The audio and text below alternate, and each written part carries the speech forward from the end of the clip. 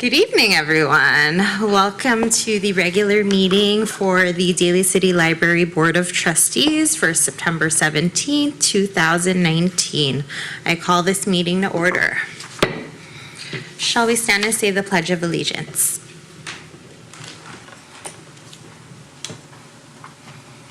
I pledge allegiance to the flag of the United States of America and to the republic for which it stands, one nation, under God, indivisible, with liberty and justice for all.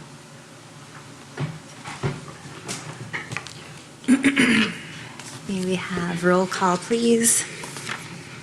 Yes. Trustee Faupua? Here. Trustee Dowse? Here. Trustee Santos is not here at the moment, and President Lagarta. Here. We do have a quorum. I hope everyone's had a chance to review tonight's agenda. If there are no updates, may I have a motion to approve tonight's agenda? Motion. Second. All in favor, say aye. Aye. Thank you. For the minutes from our last meeting for August 20th, 2019, is there a motion to move? Motion. Second. All in favor, say aye. Aye. Aye. Okay, so I think we have our director's report and we have our special guest, Sarah. Thank you for joining us. Good evening, President Lagarta and members of the Board of Trustees. Joining us again, her triumphant return to the Board of Trustees meeting. Our Youth Services Librarian, Sarah Spence, is going to tell us all about Summer Learning 2019. So Sarah has a PowerPoint presentation. Oh.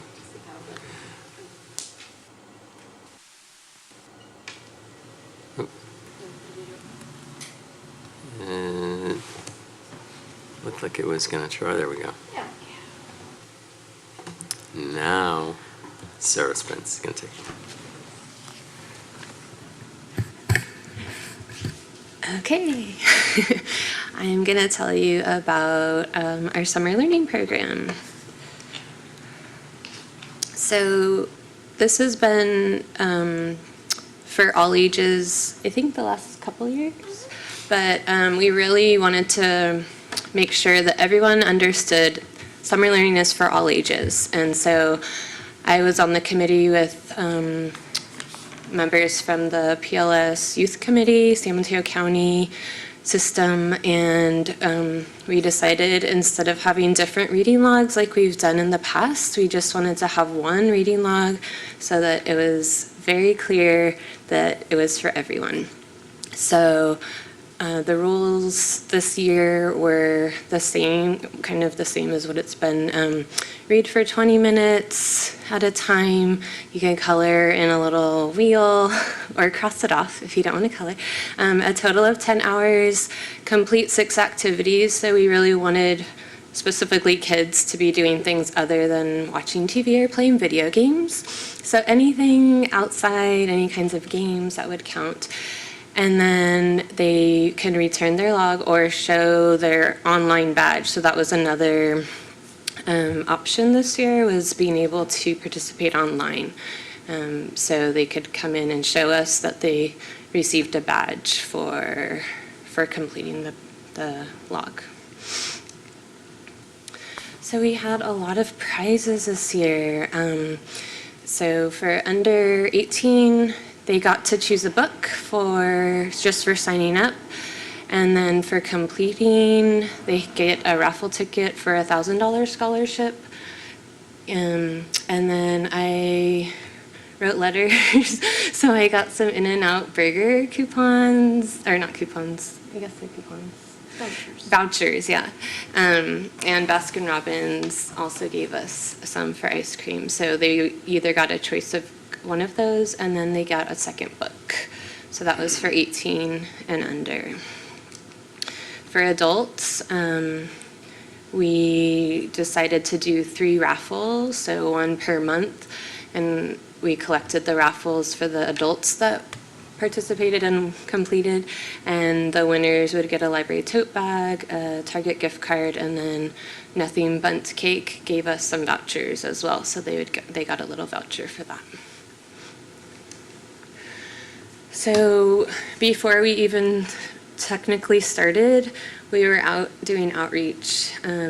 So starting in May, we did 28 outreach events in total, which included class visits. We went to open houses for schools, literacy nights, the Big Lift camps. There were 2 in Daly City. We went to both of those.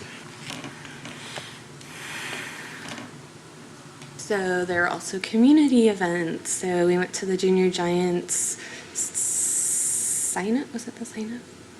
Sorry. Yeah, the kickoff event. The kickoff. That's what that was the word. Recreation had some summer nights programs, and the library was part of 2 of those. We went to the farmers market, National Night Out, and the health and safety fair.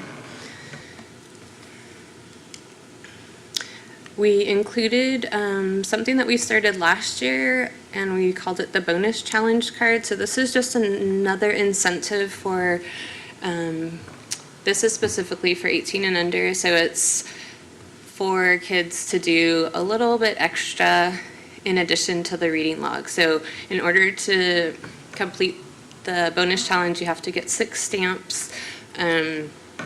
1 stamp is definitely doing the reading log, completing it. And then there's some other options, like going to library programs, using the subject. I can't read it. I can't remember all of them. There's a bunch of different things that they could do, and we would stamp those when they came into the library. If they did that, they would get a movie pass. So that was just an extra incentive for them. We had 96 in-house programs at all of our branches this summer. So 81 story times and advertised summer crafts and STEM programs. We did something that we started last year called pop-up programs. So these were not advertised in our flyers, but we would mention them maybe a day or 2 before on social media. So it was a way for people to start following us more on social media to see when we were going to have these kinds of programs. And so we did 12 of those, and those were led by our interns.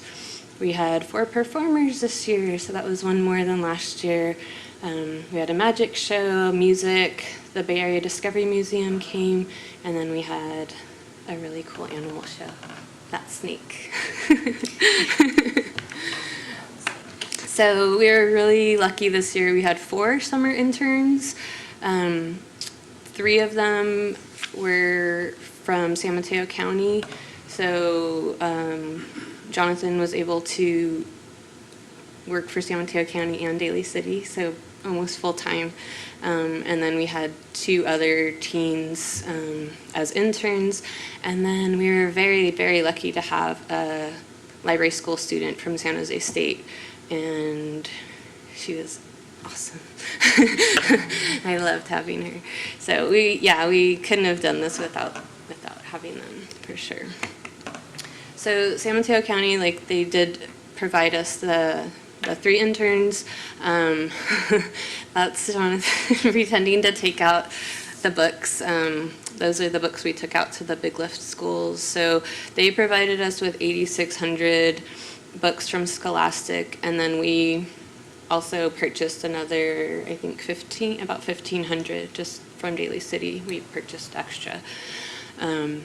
They also provided us with weekly prizes, so when people would come into the library, they can just enter the raffle. They don't have to do anything other than put their name in, and some really good prizes, like the Bay Area Discovery Museum. That's the San Jose Giants, not the San Francisco, but we did get San Francisco Giants tickets. So that was really a great thing. And then our reading logs, we received 10,750 reading logs.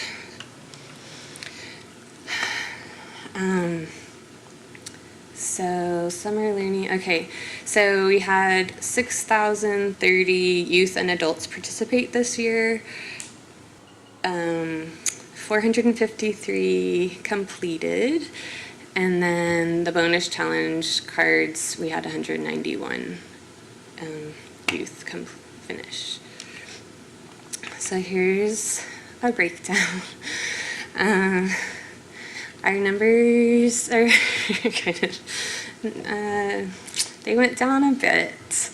So Not for lack of trying. I'm not really sure exactly what happened with that, but we have some ideas again for next year. Oops, sorry. So we did get some positive feedback from the community, though. I enjoyed spending time at the library during the summer because I work most of the summer, so going to the library programs is important for my kids. I can check out material for the whole family. All the events are fun. Animal show is awesome.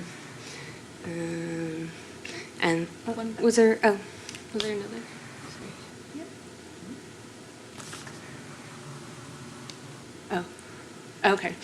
The library is valuable because it's a place for my kids to learn. There are events held for kids and all the cool books, good service, personnel, very courteous and professional, great resources.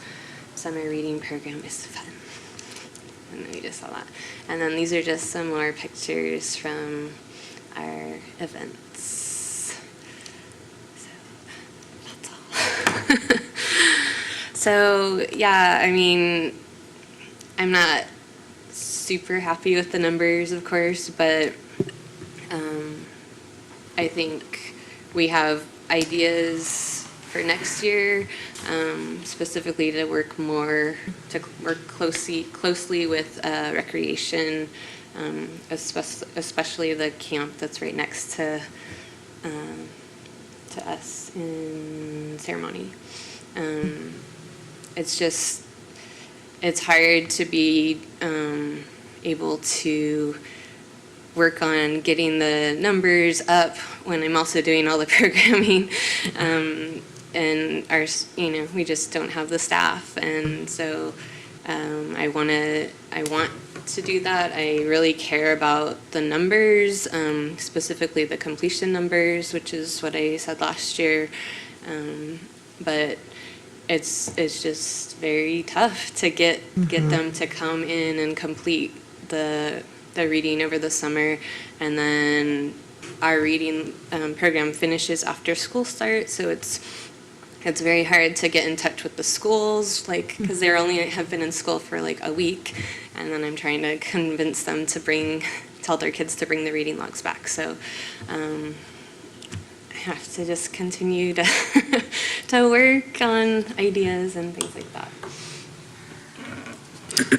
Well, I will say it's not for lack of effort. It sounds like you did a lot of outreach and even, developing like the programs. And so I commend you and I thank you so much. And even though the numbers are not what you've hoped, I'm pretty sure the community really appreciates it and sees it. Over the years, what would you guys say? Because I saw a huge decrease from, I believe, 2017, right? 2017, would you say that's due to staffing or, there could be things like technological advancements, like kids are just more into, their Kindle or whatever it may be, but any input there? That's definitely a factor. I'm always amazed when I encounter kids that I know are huge readers, and they're like, "Oh, it's okay." So, and that is really why we put the energy into getting the incentives, like Sarah was able to get. Yeah. So, hopefully, if we can communicate those incentives out, we might be able to get some of those people that are already reading to complete our program. Any other questions? That was my question too.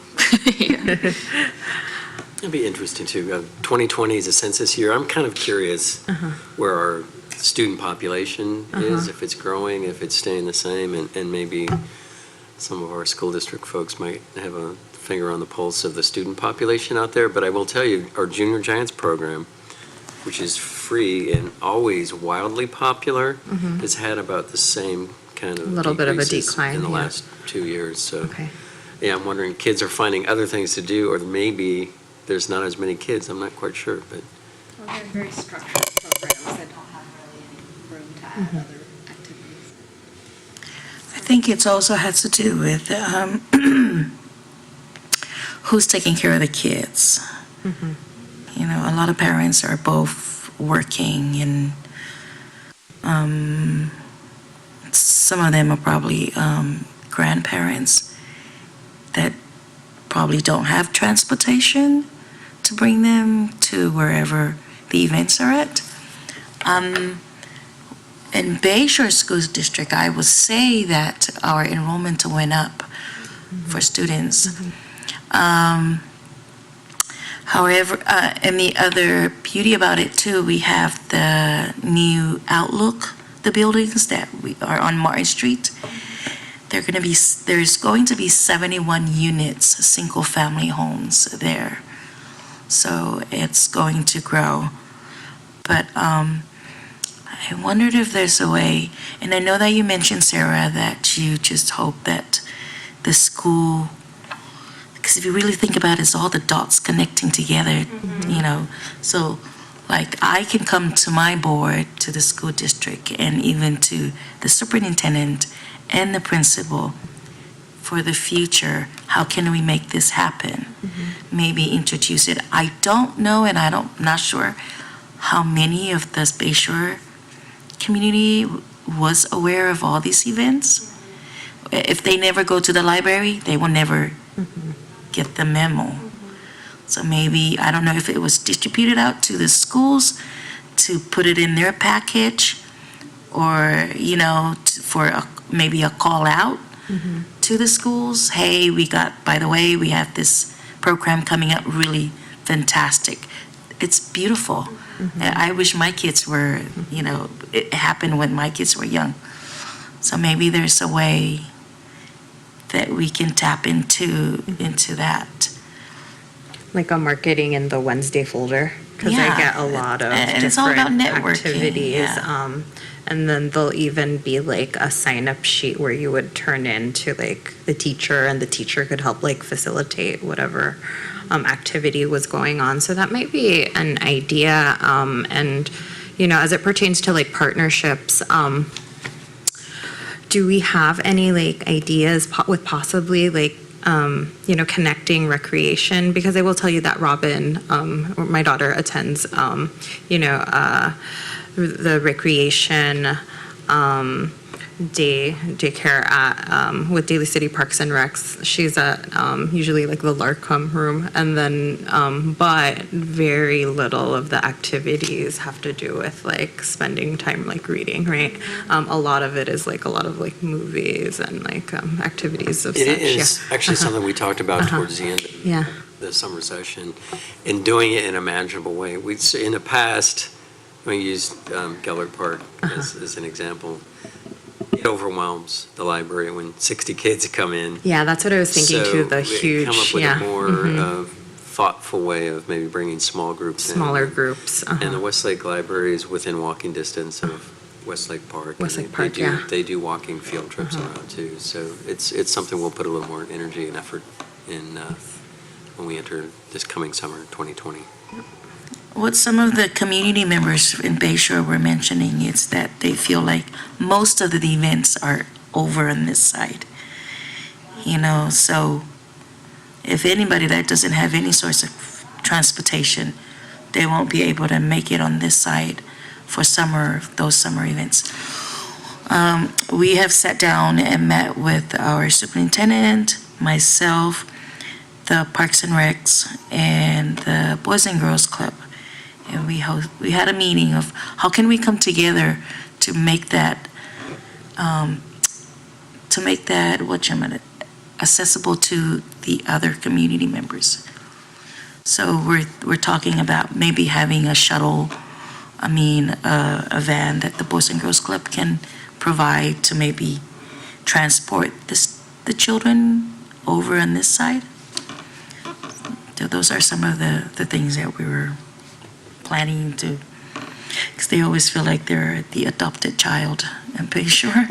I know, it is hard because they're only open 2 days a week. And we really do try to do programs there. And hopefully we can get the word out more, I guess, because when we do programs, we don't get the attendance there. And so I think there's like miscommunication, like people aren't knowing, they don't know that we're doing programs there. I'm not sure. But that is one of the reasons we don't do it as much there, because it takes a lot of work to do a program. But I would love to have them, and I know Patricia is working with the Boys and Girls Club more. She's been working with them to get them into the library. So What if we change the venue? Like have it at the school, some of the events, instead of the Boys and Girls Club? Would it be possible? I mean, it's something to look at it. like a library event? Yeah. We'd have to. I think once you leave the library, it's not really a library event, but there may be some partnership opportunities there for sure. We want to bring the kids into the library. And maybe if we're not succeeding, maybe the next step is to bring the library to the kids where they are. But, we'll think about that one. Okay, thank you. Okay. Next item? Yes. The next item is by Thank you, Sarah. request from the trustees. And I mentioned that we will be embarking on our next fiscal cycle, which will be 2020, 2021, and 2021, 2022. That's a lot of 20s. And the question was asked that, our fiscal year ended on June 30th, 2019, so short couple of months ago. The books have been closed on fiscal year 2018, 2019. And I believe it was Trustee Falpu wanted to see what the budget looked like and how close our projections came to our actual expenditures. And we'll walk you through it so you get a sense of what our budget is and what the money is being spent on. And take it, Shayla. Okay. So starting with the revenues, that's always a nice place to start. We have 3 different types of revenues. We have fines and fees, and we have, this is not,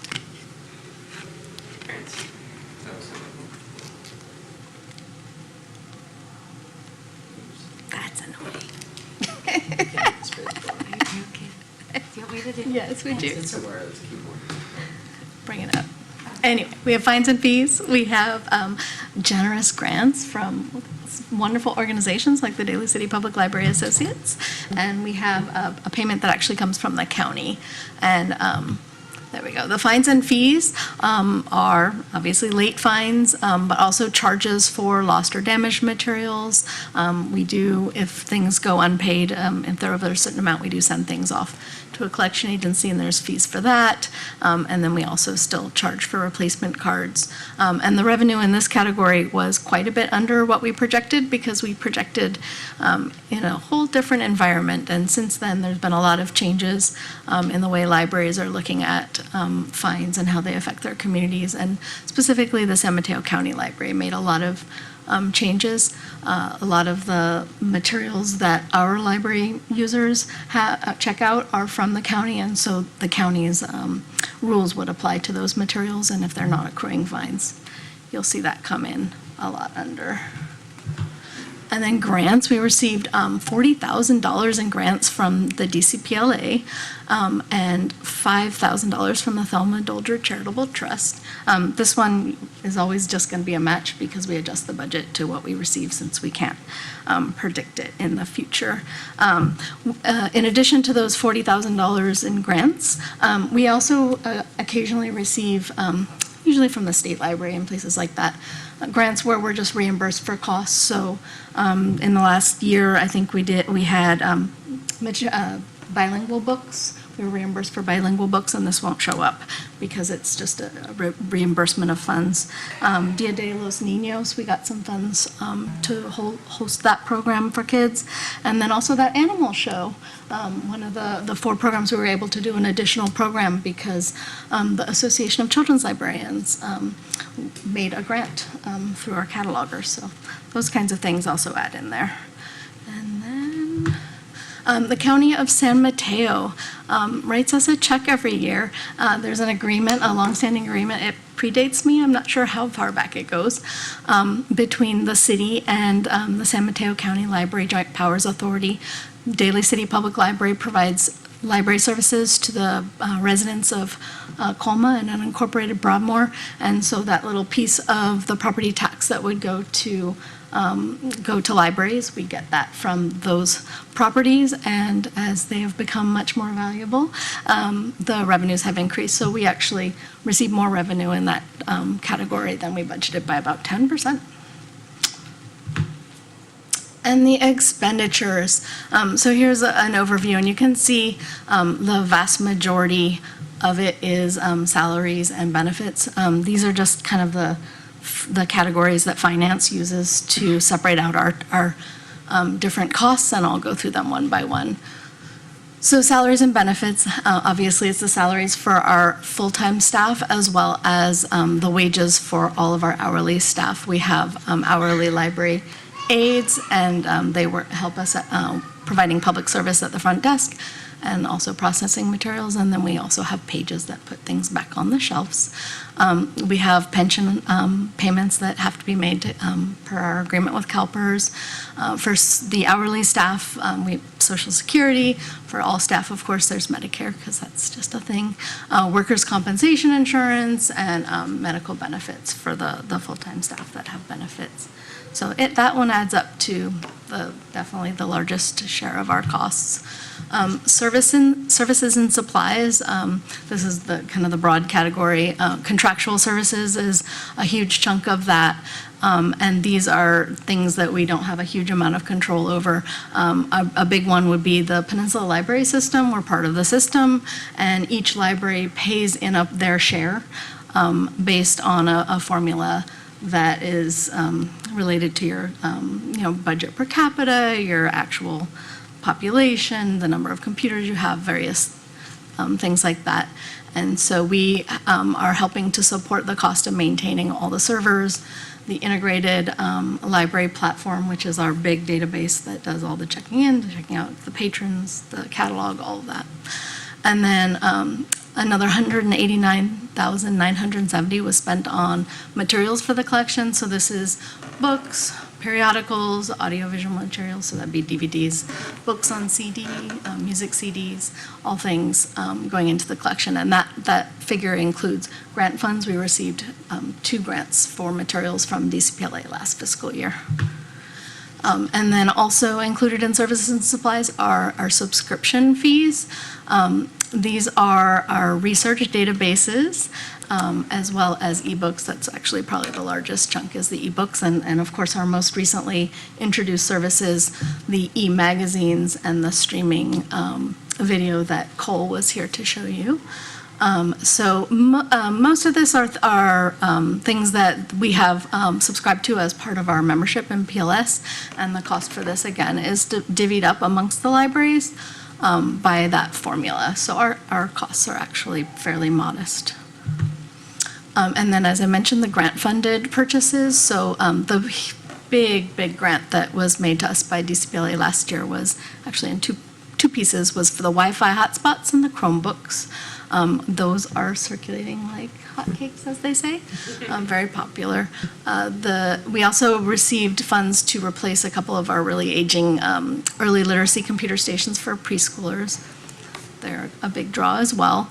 And then I mentioned 2 grants for materials. One was for STEAM, which is the science, technology, engineering, arts, and mathematics.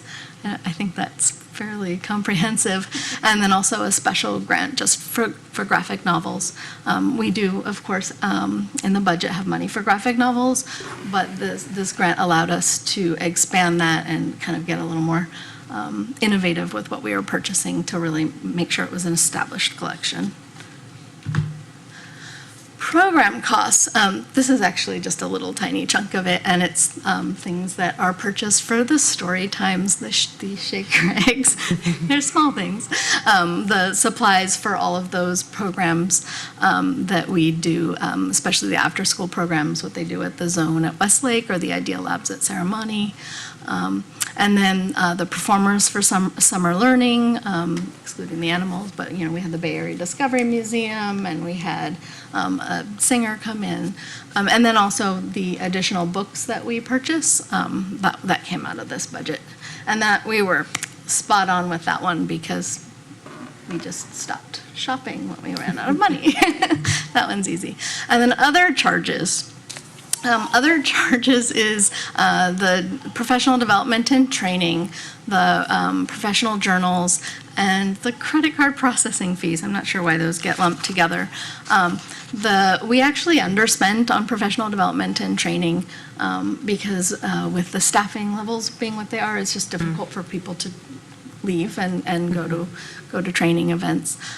We overspent considerably on credit card processing. We don't control those costs. Those are set by the company that the city contracts with, as well as, of course, the credit card companies. So we will be budgeting more accurately next year on that one. And then the fixed charges. This is actually a big chunk of our budget as well. And these are internal services provided by other city departments. So all of our libraries have phones, and so we get charged for those phones for maintaining the phone system. And it's not like a home phone. It's a, phone, it has phone infrastructure. Information services, also the staff computers. So it's charging for maintaining those computers and making sure that there's money to replace them as they age. Building maintenance, so repairs to the building, of course, but also probably the bigger piece would be custodial services, which we do receive each day that we are open. Messenger services, it seems like a small thing, but there's somebody who delivers things between the different departments, and I think the library is probably a bigger user than most of that particular service because we're shipping bins of materials. And Bayshore is a good example. We do have an intra-library deliveries thing through PLS, but because we pay so much for that service, we actually utilize our local city messenger service to get stuff out to Bayshore, and he's very efficient. Copier services, kind of like the computers, it's just maintenance and depreciation. And then Daly City is self-insured, and so we pay into that self-insurance fund. Fixed charges, as I mentioned, they're set by the finance department. They're completely outside of our control, and they're allocated. Each component has different factors that they factor in, like square footage of buildings, number of computers, number of telephones, things like that. And so that one, it's budgeted to be exactly what we're going to charge, so we're always right on with that. So I think overall, we were pretty spot on with most things. We definitely came up short on the revenues, a little bit on the fines and fees, but we're over on other things. And then we did underspend on salaries because we had a lot of vacancies. It's difficult to fill those part-time positions, but most importantly, the full-time positions. And we had, I think, 4 months of vacancy on 2 different positions, one librarian 2 and one library assistant. So that added up. And then the services and supplies are, we factor in, as I mentioned, those PLS charges, and those are sometimes, that budget is finalized after we finalize our budget. So sometimes there's a little mismatch there. Any questions? I have a couple. Yes. I'm a visual learner, and I like to have a copy of it, please. Maybe in the future that all of us should have a copy. So I'm trying to catch up and at the same time write my questions down, please. How is each library, and how is that funding allocated, or how much does each library is budgeted to, and is it for per patron, or is it because of the capacity, or does it have to do with whatever services they offer in there, like computers? How is the budget broken down into each libraries? So there are four budgets, one for each library, and then on top of that, there's a central budget and two central budgets. There's one for processing the materials, and then there's one that's just general for things like Sarah and the services she provides that cover all of the libraries. Within each branch, some things are like Westlake has a fish tank, so the fish tank falls under the budget. And some things are flat rate, that they cost the same at a busy library that's not open very many days is the same as it would at a busy library that's open 5 days versus a smaller library that's maybe only open 2 days, it's the same. And then other things are more proportional. There's things like utilities and. So there's no set budget for each branch per fiscal There year? is, each, So, for example, if Bayshore is allocated $100, just, simple numbers, and then by the end of the fiscal year, they haven't spent that budget, does it roll over to the next fiscal year, or what does that the money? carry forward is an accounting practice that is generally frowned upon, unless the source of those funds were supposed to be directed at some particular thing, Okay. not general fund money. And going back to the beginning of the presentation, the number one cost, not just for libraries, but for every department in the city, is personnel. So that is really the cost center for every library is the number of full-time staff assigned to it. So in the case of Bayshore, there's a fifth of 2 full-time staff, so the equivalent of 2/5 of a person assigned to Bayshore, and Plus, they have an hourly person. plus the hourly person and their benefits. Whereas Westlake. So their personnel is not, it won't cost The personnel. as much as versus the other libraries. Right, because they're due not to- there as yeah, much. So their it's- opening it's- hours. It's distributed from where they're working. So you might recall the staff at the John Daly Library is the same staff that works at John Daly. But the way it's allocated, 60% of their time is spent at the John Daly Library, 40% of their time is spent at Bayshore. So the way that would balance out would be expanding the hours at Bayshore, which is something we'd all love to do more than anything, but unless we get more staff in the next budget cycle, it's a really difficult thing to expand the library hours without having the staff there when the library's open. Okay, so, I'm sorry. I'm just trying to understand, because your numbers you're breaking down, you have fixed cost, you have resources, you have personnel.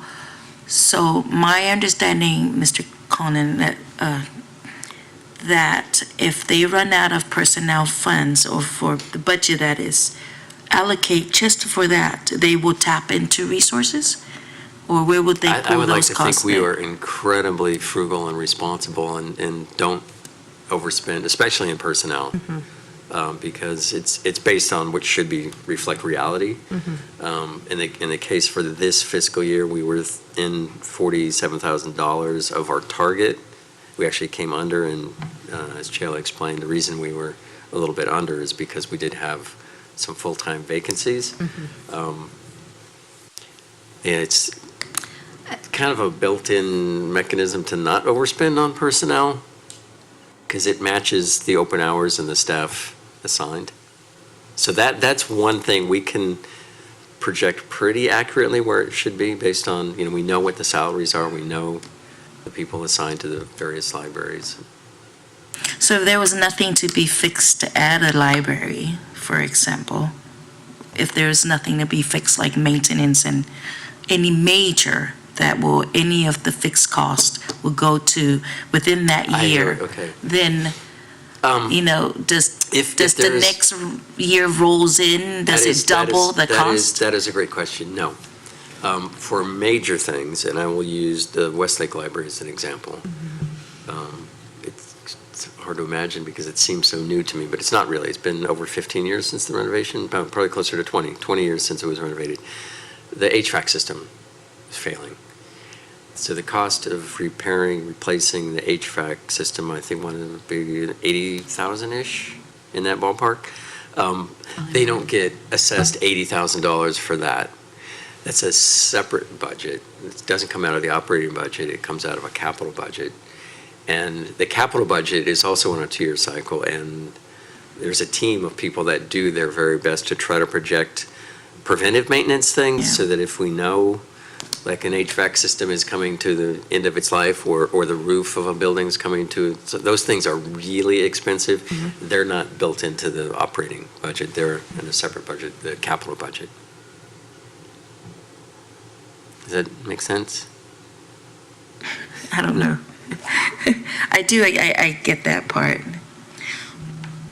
But my thing is, if the budget is allocate for each libraries and what it is for, broken down to, and if they haven't used it to within a year, who gets that fund and where does it sit at?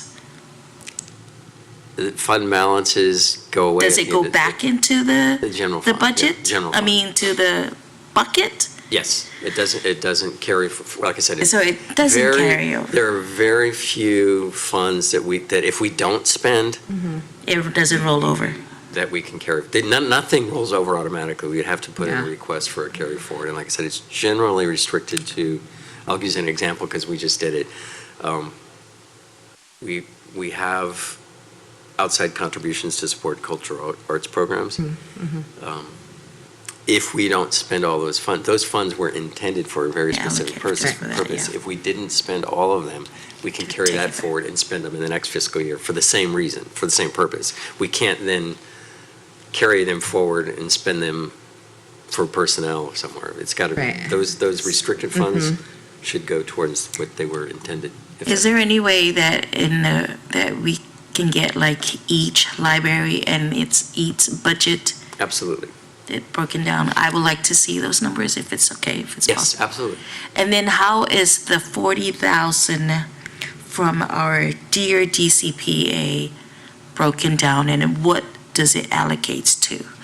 Which Again, department does it go those are to? very specific things usually. They will buy things, whether it's furniture or Books. books. The hotspots and Chromebooks are a Chromebooks. good example. One, we actually set aside some funds because we're going to have to pay to renew the hotspot service. And so that's an example of a carry forward. We will be carrying that forward.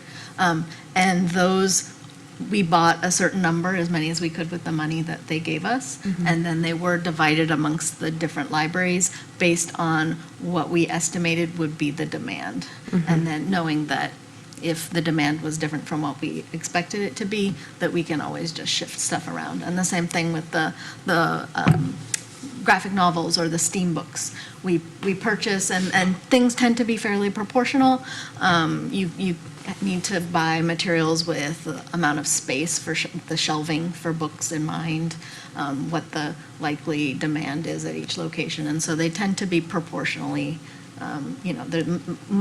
more materials are purchased for Ceremony than you might get more popular materials, just popular materials at Westlake, and then a smaller selection for John Daly and Bayshore, because their shelf space is more limited and their visits are fewer. Every time, I'll just add, every time DCPLA presents a grant for us, it's for a very specific thing. Specific reason, yeah. They don't write a check for $40,000 and say, go ahead and spend it. It's usually smaller increments, between $2,500 and $5,000, and they're usually presenting it for a very specific purpose. And those purposes, you guys We decide, collaborate, or we kind of they, brainstorm. hey, I would like The this to go straight to, Things that we couldn't afford in the normal operating budget, Okay. so kind of the add-on extras. Okay. Like the Chromebooks, I think is an outstanding example. We did not budget to purchase those Chromebooks in our operating budget. So if the grant funding. thank for you. those.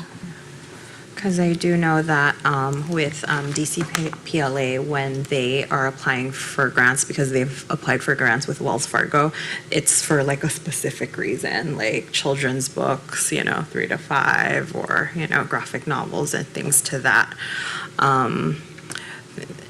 But if for some reason you all don't spend it, what you're saying is you will save that bucket and then apply it when it's time to kind of, replace Theoretically, or that's renew. true. I don't know that that's Yeah. ever happened on the library. I think all the grant funds received have been spent in the Have been same. spent in that, yeah. The hotspots, I asked. to Just be the carried hot over. spots are okay. So I just have a few questions too. And these are just very, they're very specific. So, because you said that the usage, and I was there when you guys rolled out the Chromebooks and the Wi-Fi, and I'm very happy that, we are advancing in technology and providing that to our patrons.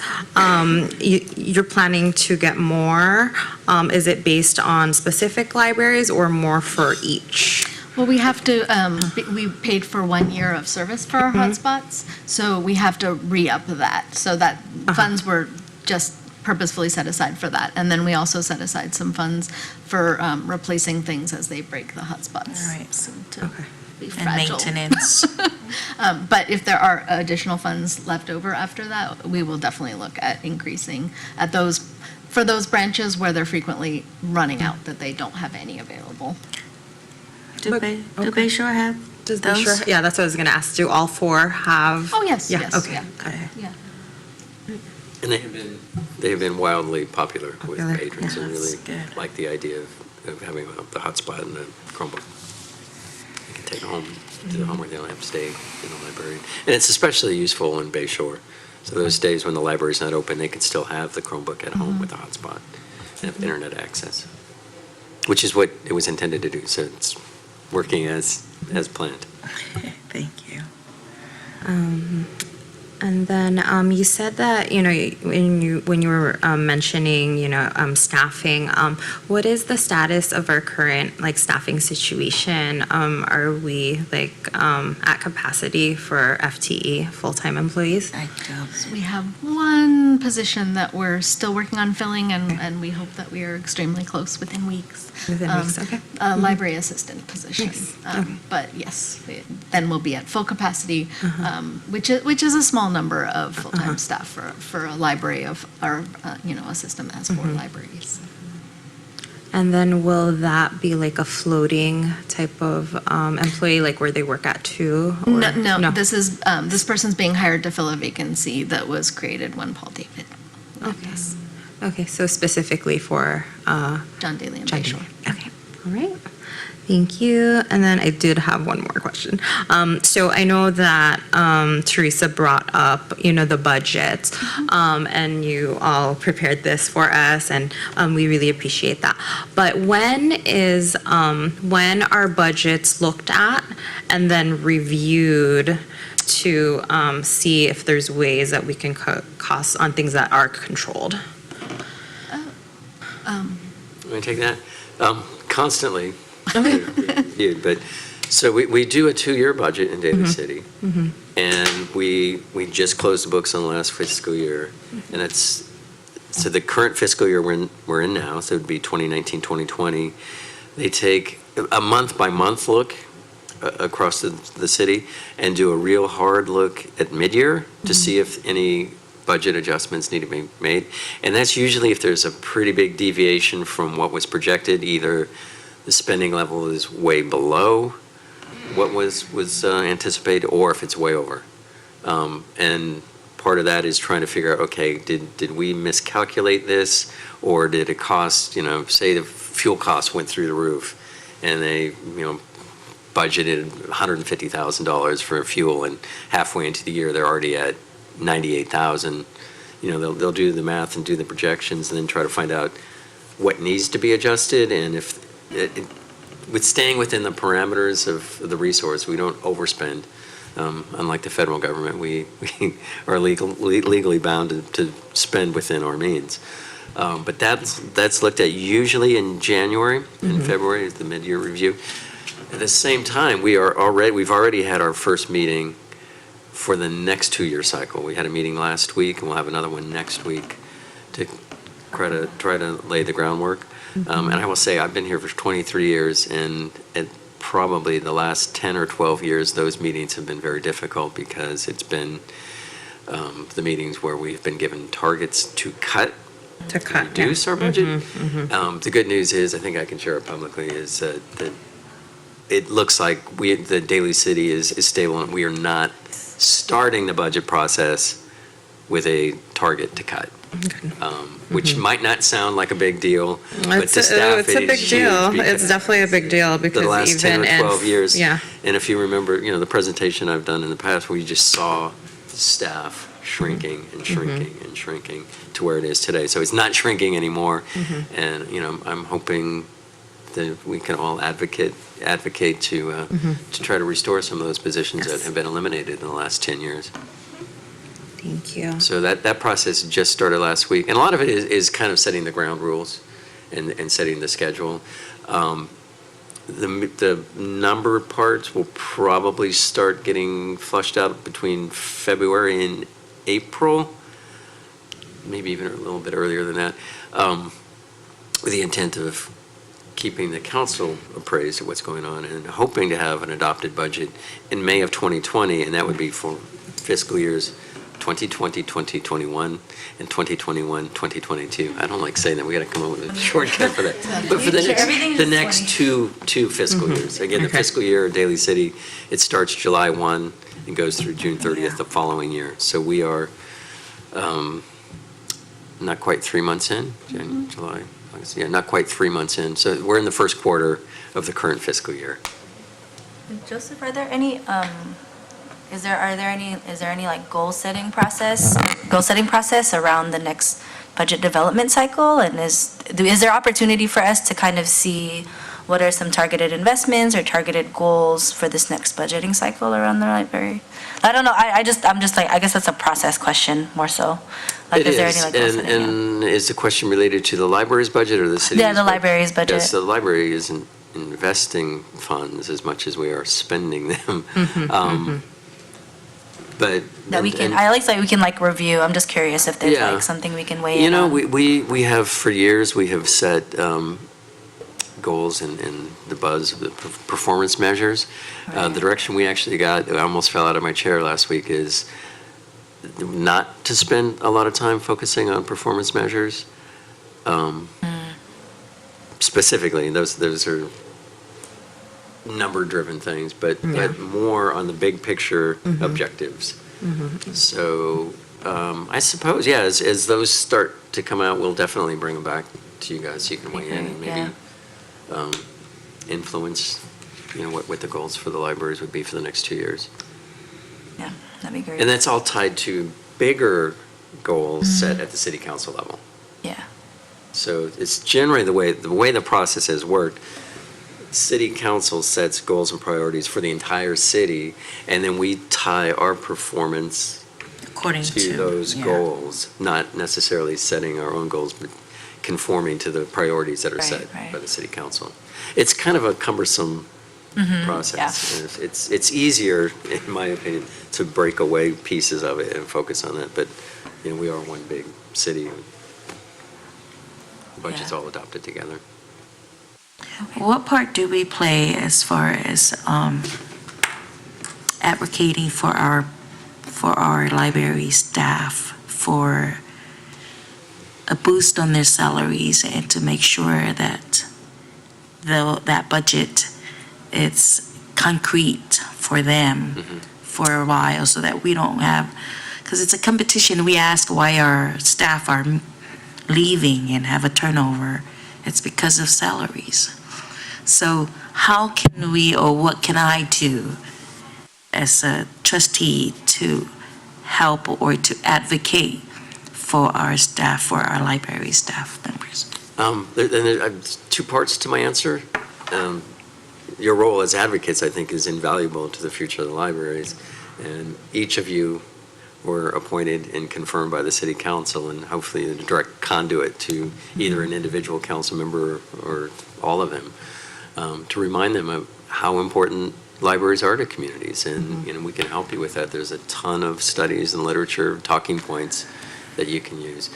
And it's the struggle in Daly City over the last 20 years because revenues, let me say that backwards, turn it the other way. Expenditures have outpaced revenues in Daly City for a number of years.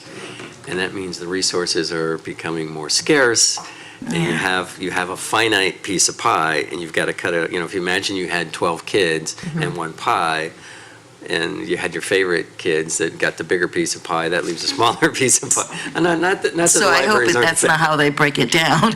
But you said you were visual. I was trying to give you Yeah, a visual.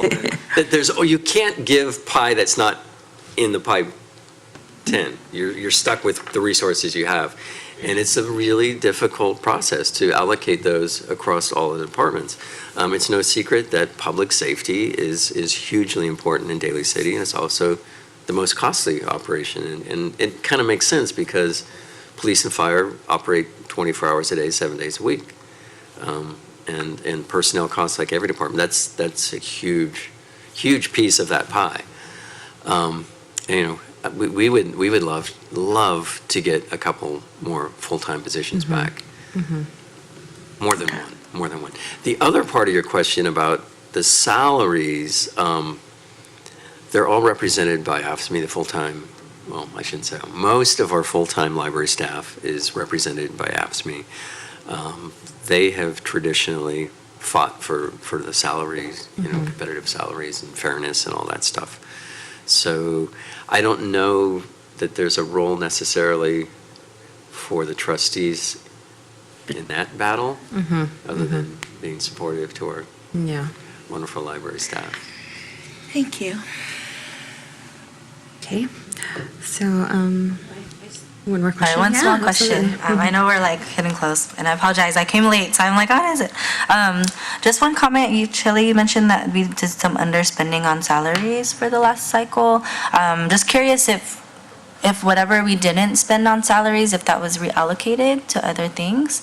And also just curious about the vacancies. Like, is it like because it's hard to staff? Like it's just like hard, like the pool is very small that we haven't been able to fill those vacancies? It is definitely a little more challenging than it has been in the past to fill positions, especially the hourly staff, because our hourly wages are not terribly competitive.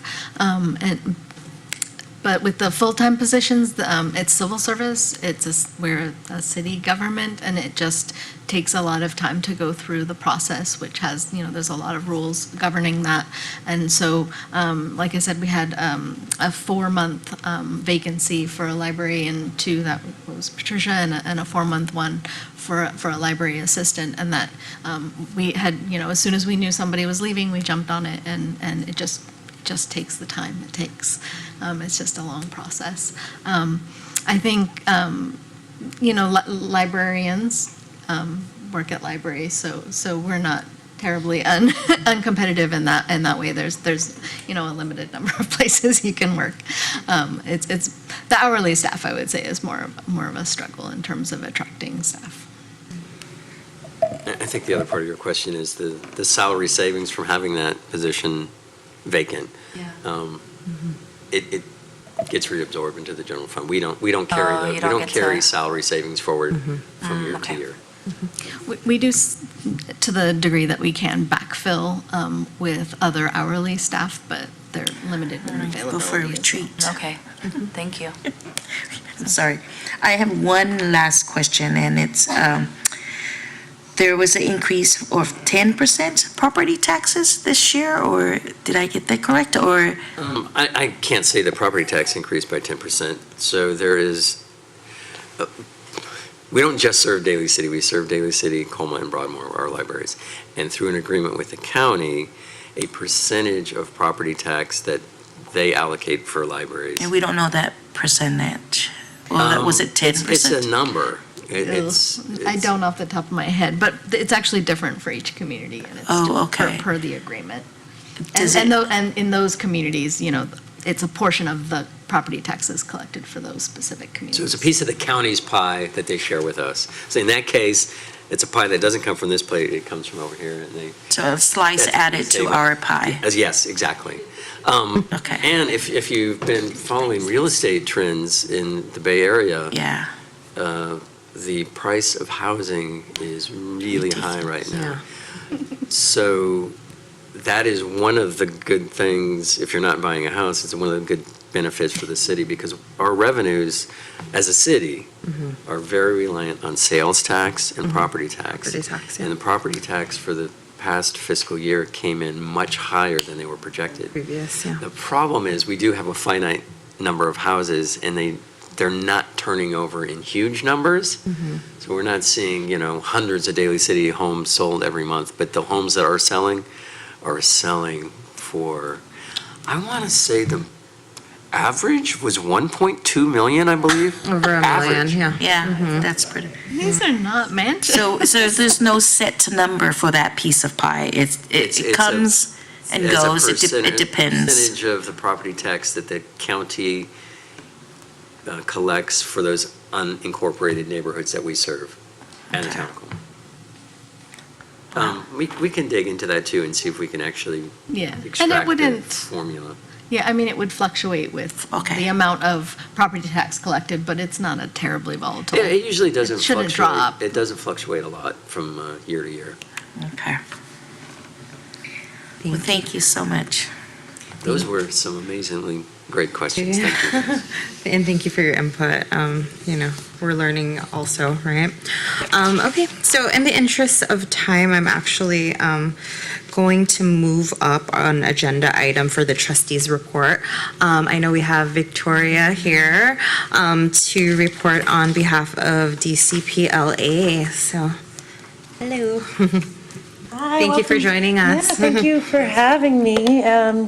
We had our Crazy About Cars event last Saturday, and thank you to those of you who were able to make it. I think it was super successful, and the best part was just seeing our community coming together, the amazing amount of sponsorships and donations we got. Everything that's donated, and then we can make money off of that is just, we don't spend a lot on this event.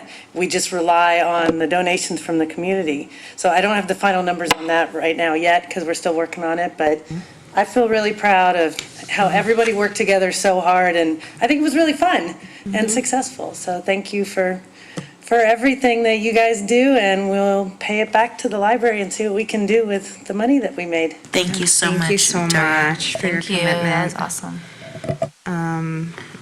I will say that I was able to attend the event, and it was really nice to see, so many people attend the event and really, have their hearts out for the library, and being out there in that beaming sun. My gosh, that's why you had like your hat. Everybody had their hats on, but the engagement was definitely there with the community. Couple council members were there. A lot of cars. Oh my gosh. So it was a very good event. So moving on to, let's see, our creating awareness. So I kind of wanted to finalize, so I know we wanted to continue our coffee with trustees. We wanted to do it from our last meeting. We discussed doing it on October 9th during the Filipino Literature Night. And that's to be held, and is that John Daly. John Daly? Okay. I can actually attend that. I was thinking that we could do it cause the event starts at 6:30. We can, host alongside it, but starting earlier, like around 6 o'clock. So if anybody. I can make it on that time. able to make it. Okay. Okay, so that works out. So we'll go ahead and finalize that. And Teresa, I don't know what your schedule is, but definitely if you can make it. Are you thinking, I Angela? thought we were scheduled for coffee at Bayshore. I have it here on my calendar. Oh, I had John Daly too because of the reading. Is that what it's gonna be? So I had John Daly, but I mean, we can certainly do one at Bayshore. I'm No, sorry, we- what no, and we don't notes? have to do it on that day. We We have, could do it like another day. Another day. Yeah. Mm-hmm. So Angela, are you thinking we would do 6 p.m. until the end of the event? I don't think it's necessary to be, because how long is that event? You know, I don't know. The Okay. library closes at 8. Yeah, so Maybe 6 6 to 8, 6 to okay. 8, yeah, because in our previous coffee with trustees, it's usually about 2 hours anyway. Yeah, that sounds about right. so I won't be able to make it because I have church that day. Okay. But I know you guys will have enough coffee. Yes, we will. We Evening will co- represent enough evening with the coffee. coffee, yeah. And then we can plan for a later date Yes. for Bay Shore. We can actually put that on the agenda building, okay? For communication, was anybody able to do library visits? No. No, okay. I know that we discussed previously, Justine, you connecting with Patricia. Were you able to do that? I did. I Okay. did. We didn't get to meet in person, but we've been going back and forth on email. Okay. And it sounds like there's a lot of good interest from the patrons on actually expanding the seed library, both in the way of like adding more seeds, but I think there's also an interest in like actually having like planter boxes and materials and stuff. And so she did put out, we did talk about, like, we're gonna talk further around like some ideas around how we can get that from the community. But yeah, that's the bulk of what we've been. And then I know there's also, Commissioner Dawes and I have also been brainstorming around like what could an oral history project look like, and that's something that Patricia's also mentioned, and so I'll follow up on that. I mean, there's no like set plans around it, but I think it could be it could be a possible project that could bring, like some interest and community involvement on the horizon. I don't know what it could look like, but yeah. Oh, yeah, thank you for creating that buzz. I don't know if you wanted to I'm add wondering if we can even get some type of like sponsorship from like Home Depot, right, or something. Right. Yeah, because Yeah, for we the do have planter a boxes. Home Depot in Daly City. So just an idea there. Okay, thank you for connecting. So for our community involvement segment, looks like we had a successful turnout for Crazy About Cars. So thank you so much, Victoria, for facilitating that. We have Latin X event coming up September 21st, This Saturday, this Saturday. right here on the grass outside of City Hall. Nice. I won't be able to attend that. I'm wondering if any of you are. I can make it. Stop by, yeah. On Saturday? I have class on Saturday. So Lauren will represent for us. And then we have Kasayahan, it's Daly City, October 12th. 25th? 25th? It says 25th on here. Is it? October 12th. October Oh, okay. 12th, The yeah. note says 25th. Because it says here 12th. Okay. It says 25th. The minutes Is from it- last time. Oh, okay. It says October 12th Okay. on Saturday. Okay. Yeah. Okay. So I will definitely attend that. Oh, there it is. Support the community with that event. I may even bring in some volunteers from Wells Fargo like I do over here. Is anybody else able to attend that event? I'll be there too. I will try. There will be lots of good food. Okay. Okay. So, and I know we went a little bit over on time, so thank you, trustees. Thank you, directors. Thank you, Sarah. Let's just go ahead and start our agenda building for next meeting. Our next meeting is, let's see, October 15th.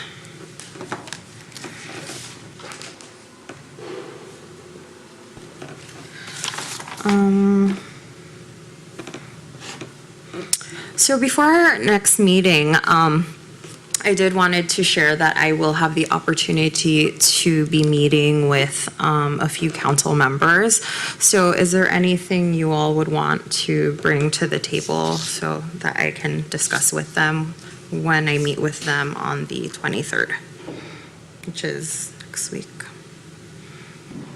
We need a replacement for Okay. Marcel. Yeah.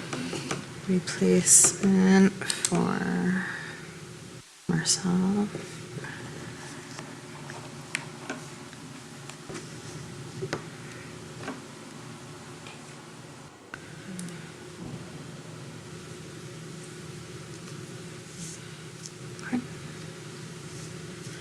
And Joseph will be in attendance, so you'll be able to speak on behalf of the staff. Okay. So we'll recap our Coffee with Trustees event. I'm going to still keep library visits on the agenda. Yeah, I am wondering if we can look at one of the policies next time too. Sure. Yeah. And What was the policy? We were supposed to look at the meeting rooms.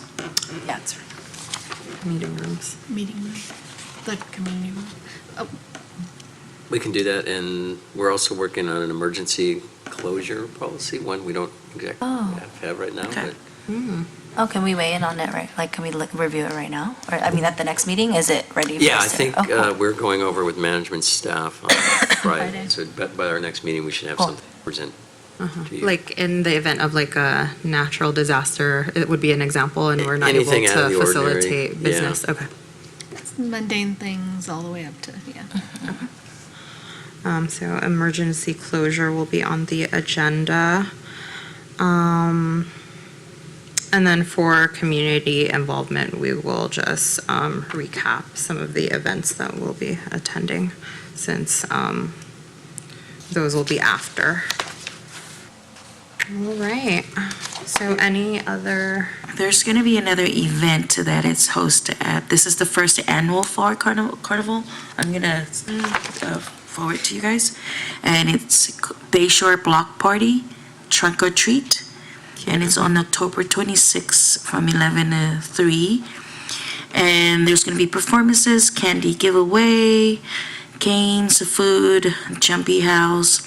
And it's actually presented by Bayshore Youth Organization in conjunction with Bayshore School PTO, Daly City Department of Library and Recreation Services, Faith in Action, Mid-Penn Family Services, and Mid-Peninsula Boys and Girls Club.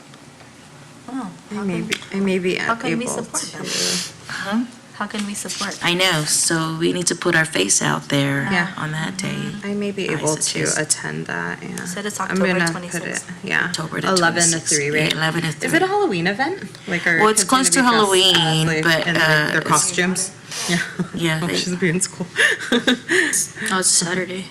Oh, it's Saturday? It's on a Yeah, it's a Saturday. Okay. Were you October aware of it, 26th. Mr. Curran? I know Ray is Oh, yeah. part of it. And